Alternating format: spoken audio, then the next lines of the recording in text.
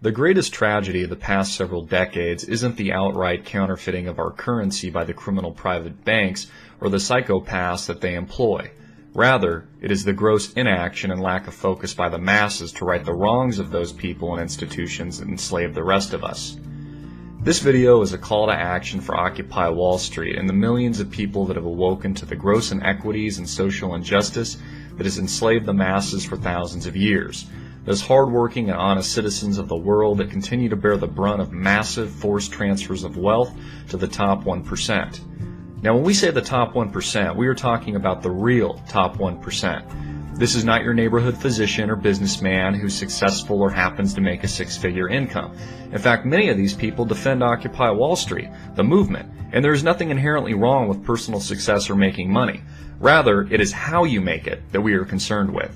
Specifically, we are speaking to those extremely powerful, secretive individuals that continue to directly and indirectly profit from the covert counterfeit operations of privately owned central banks around the world.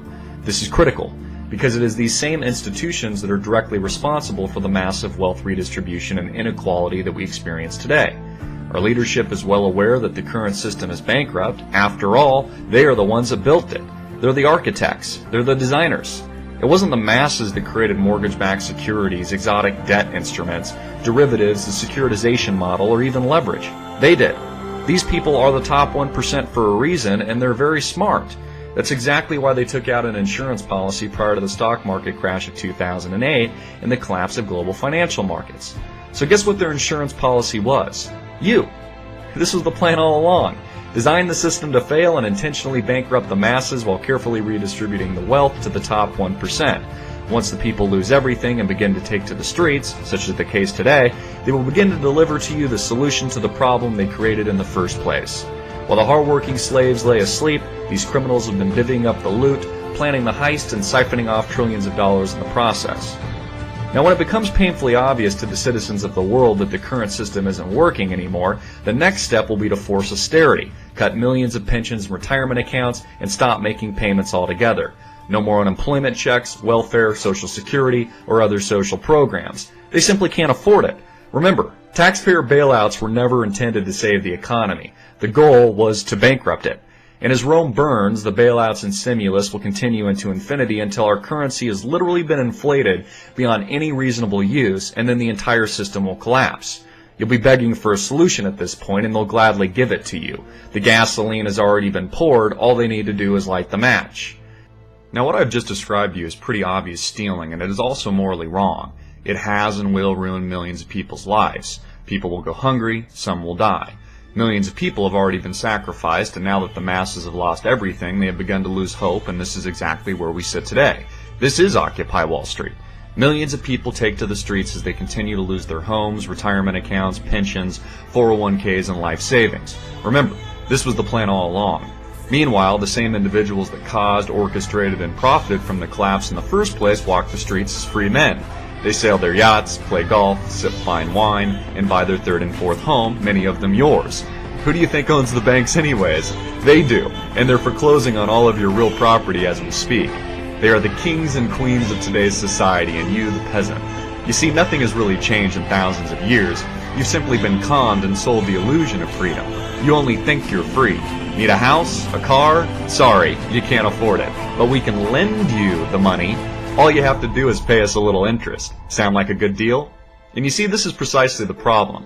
All you do is pay. You pay interest on your house, your car, food, gas, college, not to mention bailouts for the cronies that bankrupted you and convinced you this is how things work in the first place.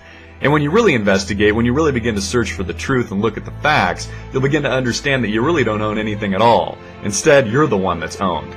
You see, it is the central banks around the world and the people that they employ that are the true enemy of the state, the true enemy of the people.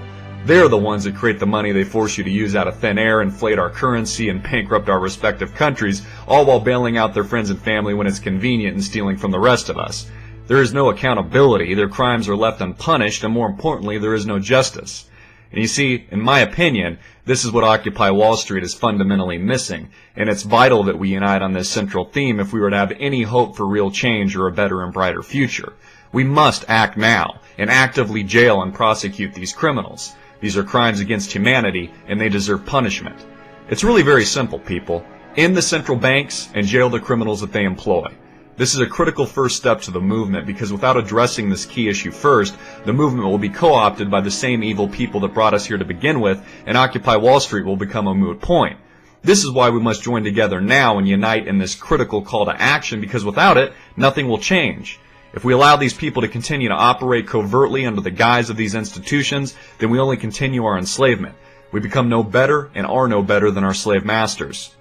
Without accountability and without justice, there is no moral fabric guiding our society, and more importantly, there is no reason to obey the law. Instead, there is only chaos, recklessness, and a system that is bankrupted both morally and financially. This is where we stand today. You want freedom? You want real change? Then jail the criminals enslaving us and end the privately owned central banks. Then, let's talk demands. I'm Christopher Greene. You've been watching Green Wave TV, alternative media television, and I just deliver the Daily Wave. Hard-hitting and in your face, America.